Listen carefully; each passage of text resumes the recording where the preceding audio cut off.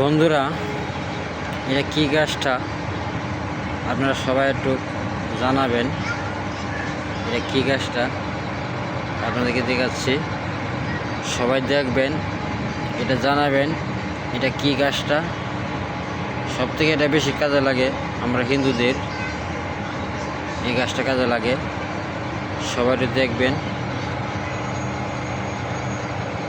এই গাছটা একটু জানাবেন, অন্যকে দেখার সুযোগ করে দেবেন। এটা কি গাছটা সবাই জানাবেন।